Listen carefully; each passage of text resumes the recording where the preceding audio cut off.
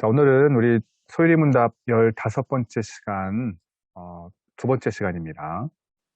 자, 예수님의 지위에 대한 내용인데요. 지난주 배운 거를 먼저 복습하면, 음, 우리의 구원자 되시는 주님, 그 예수님의 직분은 어떻게 되시는가 였는데요. 그리스도께서는 우리의 구속자로서 선지자와 또 제사장, 왕의 직분을 행하시되 낮아지시고 높아지신 그런 두 상태에서 하신다라고 배웠습니다.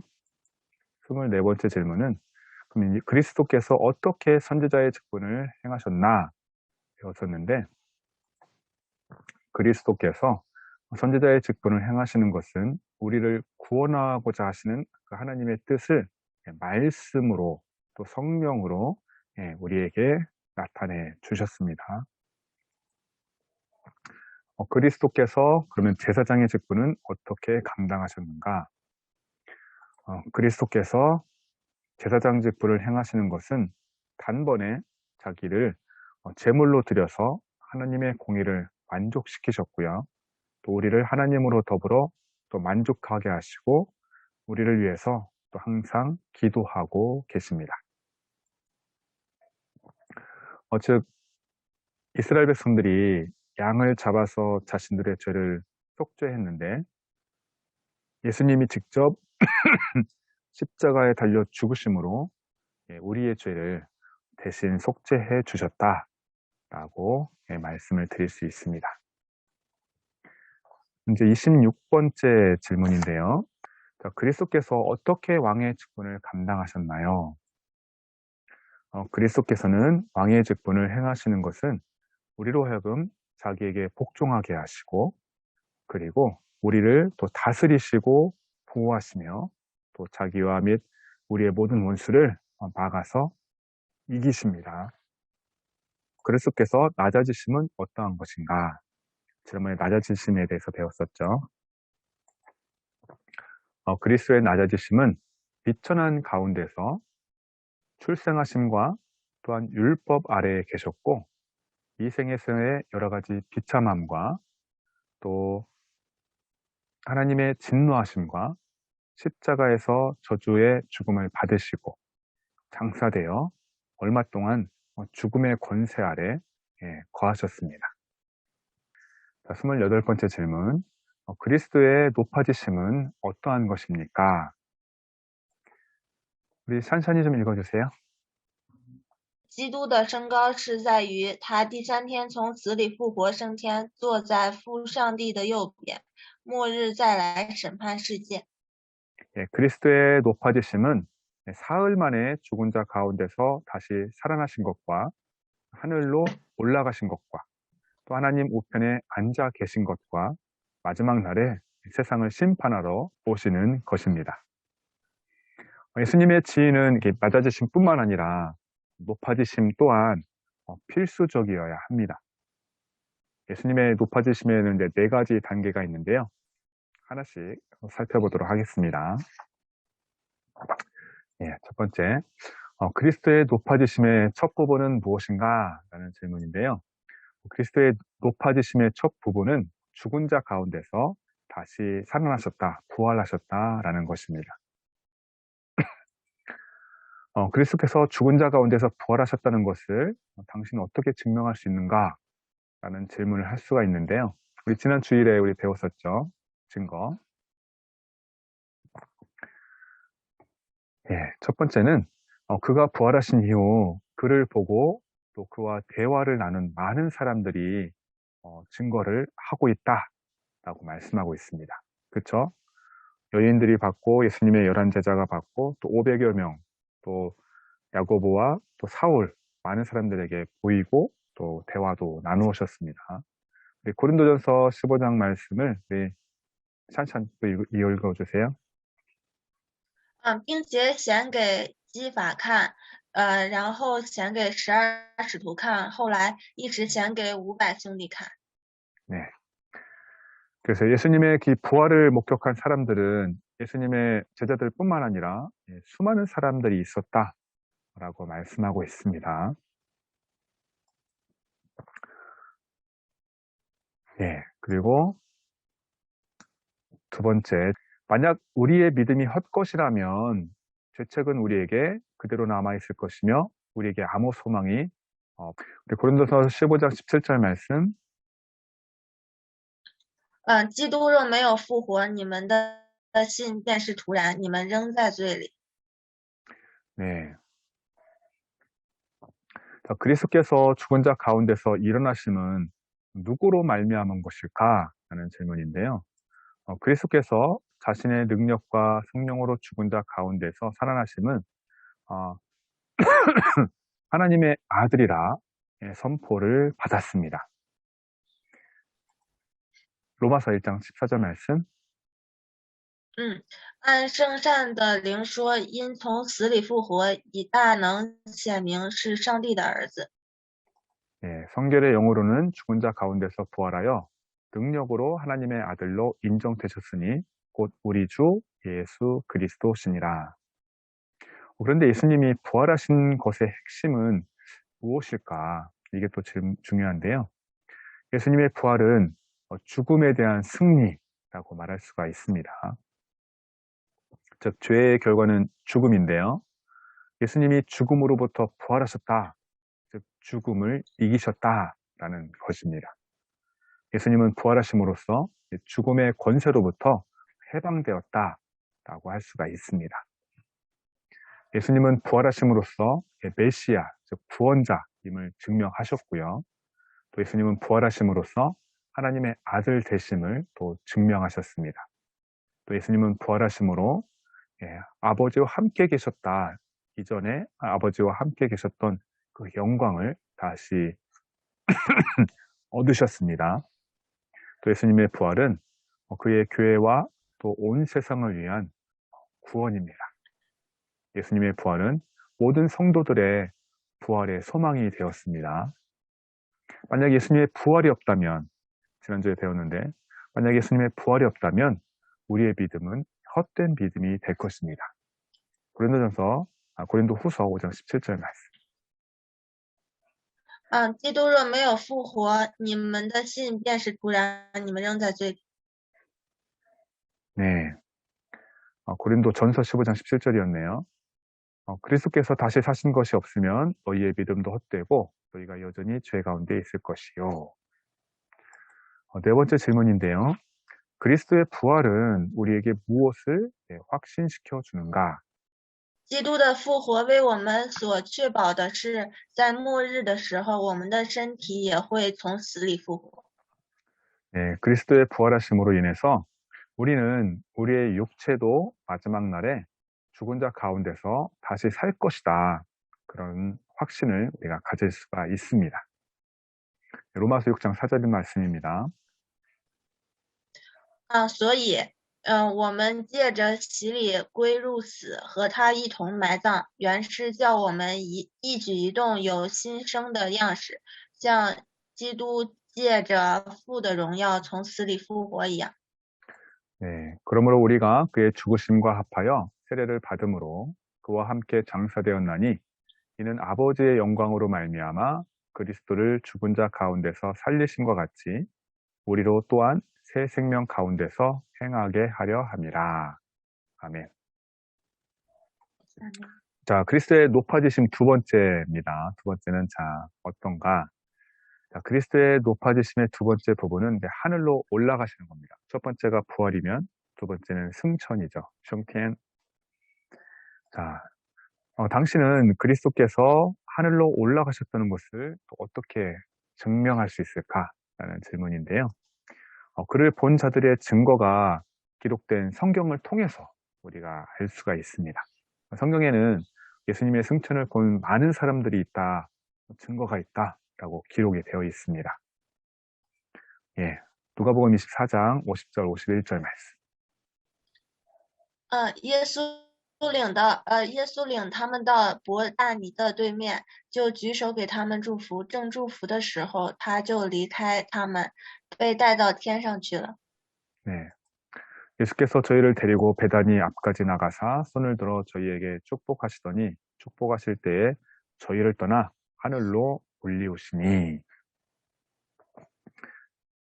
많은 사람들이 예수님의 승천을 봤다는 것이죠. 그리고 요한계시록에 보면 예수님이 하늘로 승천하신 것처럼 다시 하늘에서 다시 재림하실 것이다 라고 기록이 되어 있습니다. 7번째 질문은 그리스도께서 하늘로 승천하신 것은 우리에게 무엇을 가르쳐 주는가 라는 질문인데요. 基督的升天教导我们要把我们的感情放在要把我们的感情放在天上的事，天上的事上，在那里有基督的同在。 네, 그리스도의 승천은 우리로 위에 있는 것들, 즉 그리스도가 현재 계신 그곳을 사랑해야 함을 또 우리에게 알려주고 있습니다. 예, 골로새서 3장 2절 말씀. 你们要思念上面的事，不要思念地上的事。 네, 맞아요. 위의 것을 생각하고 땅의 것을 생각하지 말라 말씀합니다. 예수님이 부활하신 후에 40일 동안 이 땅에 계셨어요. 40일 동안. 제자들과 이야기도 하시고 또 가르치시고 이렇게 계셨습니다.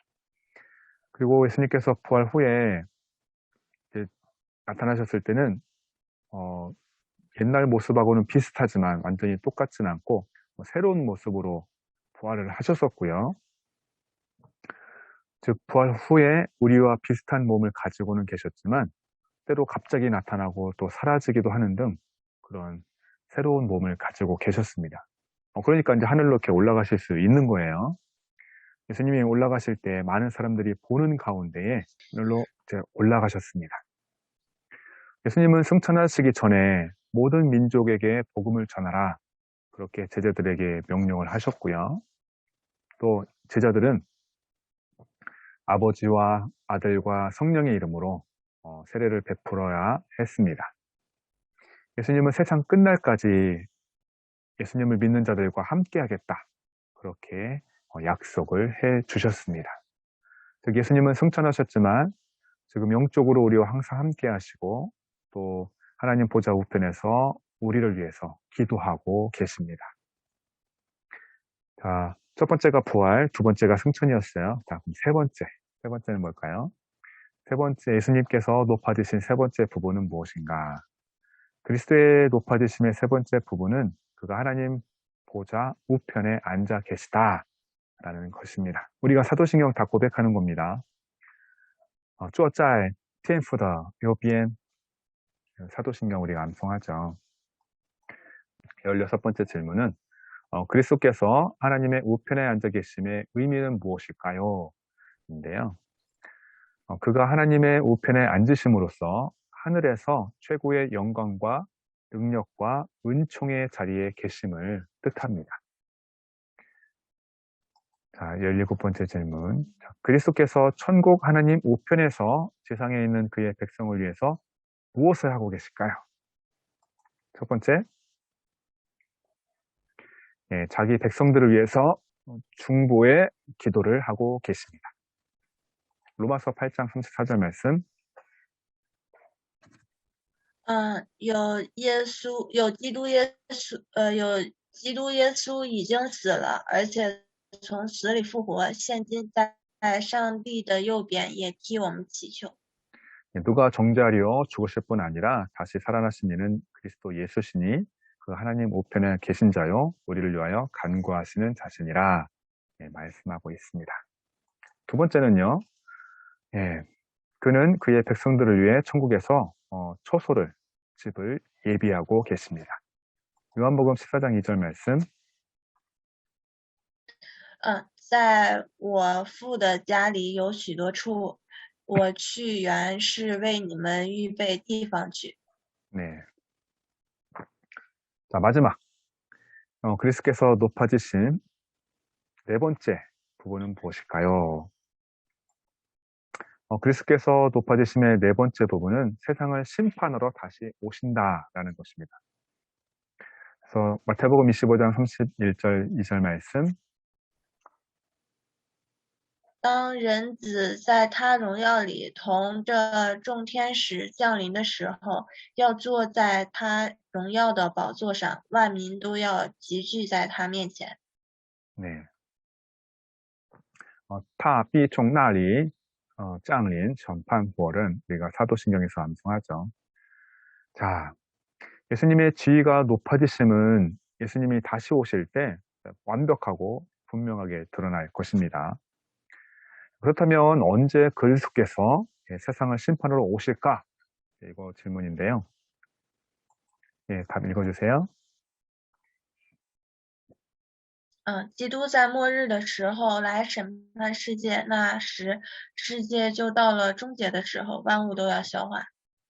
예, 그리스도께서는 마지막 날에 세상을 심판하러 오실 것입니다. 그때 세상은 종말이 될 것이고 만물은 다 풀어질 것이다 말씀하고 있습니다. 그리고 예, 베드로후서 3장 10절 말씀. 但主的日子要像贼来，但主的日子要像贼来到一样，那日天必有大그, 响声废去，有形质的都要被烈火消化，地和其上的物都要烧尽了。 네. 그런데 예수님이 언제 오실지는 아무도 몰라요, 사실. 오직 하나님 아버지만 한 분만 알고 계신다. 성경에 분명히 기록되어 있습니다. 근데 이 세상에 복음이 다 전해졌을 때 그때 예수님이 오신다라고 또 기록이 되어 있습니다. 자, 20번 질문. 자, 그리스도께서는 마지막 날에 어떤 영광으로 세상으로 심판하러 오실까? 라는 질문입니다. 네, 읽어주세요. 基督要带着他自己的荣耀，他的父的荣耀和圣天使的荣耀降临审判世界。 예, 그리스도는 자신의 영광과 아버지의 영광과 거룩한 천사들의 영광으로 세상을 심판하기 위하여 세상에 오실 것입니다. 누가복음 9장 26절 말씀. 네. 人子在自己的荣耀里，并天赋与圣天使的荣耀，里降临的时候。 네. 자, 마지막 질문입니다. 그리스도께서 영광스러운 모습으로 나타나실 때 어떻게 세상을 심판하시는가? 읽어주세요. 在他荣耀显现的时候，他要按公义审判世界，根据每个人所当得的报应个人。 그리스도께서 영광스럽게 나타나셔서 세상을 각 사람의 행위에 따라서 의로 심판하실 것입니다. 여러분, 예수님은 2000여 년 전에 오실 때는 육체의 연약함으로 아기 예수로 오셨죠. 근데 다시 오실 때는 큰 영광 가운데 정복하는 왕으로서 이 땅에 다시 재림하실 것입니다. 예수님은 공의로 세상을 심판하실 것입니다. 산자와 죽은 자를 다 심판하신다 말씀하고 있습니다. 그리고 예수님은 부활하신 후에도 말씀을 가르쳐 주시며 선지자 역할을 하셨죠. 또 다스리고 보호하는 왕으로서 또 역할을 하시는데 또 하나님 보좌 우편에서 우리를 위해서 기도하는 그런 제사장의 역할을 감당하고 계신다 말씀을 드렸습니다. 오늘 배운 건 마무리할게요. 많은 사람들이 예수님을 믿고 또 천국의 존재를 믿으면서도 사실 빨리 죽고 싶어 하진 않습니다. 그렇죠? 빨리 하나님의 나라에 가기보다는 이 세상에 하루라도 더 오래오래 살고 싶어 합니다. 물론 하나님께서 우리에게 생명을 허락하신 대로 우리는 이 땅에서 맡겨진 일들을 잘 감당해야겠죠. 하나님께서 우리에게 맡겨주신 일이란 무엇일까요? 바로 예수님께서 마지막으로 명령하신 지상명령, 즉 복음을 전하고 제자를 삼고 또 세례를 주는 것입니다. 우리는 이 세상이 아니라 하늘나라를 바라보면서 우리가 살아가야 합니다. 예수님이 승천하신 나라, 하나님이 계신 나라, 하늘나라를 우리가 사모하며 바라보며 살아가야 합니다. 그런데 우리가 주의해야 될 점은 하늘나라를 장소적인 장소, 즉 하늘에 있는 나라, 그렇게만 생각해서는 안 되고요. 예수님을 믿는 사람이 죽으면 가는 천당으로만 생각하면 안 됩니다. 하늘나라의 진정한 의미는 하나님이 함께 하시는 나라, 하나님의 통치를 받는 곳이 하늘나라입니다. 우리가 하나님의 백성이라고 할 때도 우리가 하나님의 통치를 받으면, 즉 우리가 하나님의 백성이 되는 것이고, 예수님을 믿어도 하나님의 통치를 받지 않고 있으면, 내 마음대로 살고 있으면 하나님의 백성이 아닌 거예요. 천국을 우리가 질병과 고통과 슬픔이 없는 곳, 또 금과 은으로 가득 찬 곳, 그렇게 생각하지 마시고 우리가 세상적인 시각으로 천국을 생각하지 마십시오. 어린 자녀에게 있어서 부모가 안식처이고 기쁨이고 행복인 것처럼 우리 사람에게 있어서는 하나님 그 자체가 우리의 기쁨이고 만족이고 행복입니다. 그래서 우리가 하나님의 영광을 위해서 살아가는 저와 여러분 되기를 바랍니다. 아멘. 네, 기도하겠습니다. 하나님, 예수님의 죽음과 또 부활에 대해서, 예수님의 낮아지심과 높아지심에 대해서 우리가 배웠습니다. 우리가 한번 들어서 다 이해할 수 없고 깨달을 수 없고 믿어지지는 않습니다. 하지만 하나님께서 성경을 통해서 분명하게 기록하신 말씀들, 하나님 우리가 읽으면서 또 해석을 통해서 공부하고 있습니다. 하나님 깨닫게 하여 주시고 하나님 믿어지게 하여 주옵소서.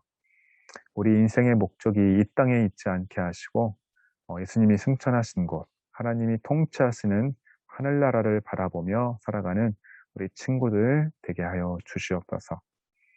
감사드리며 예수님의 이름으로 기도합니다. 아멘.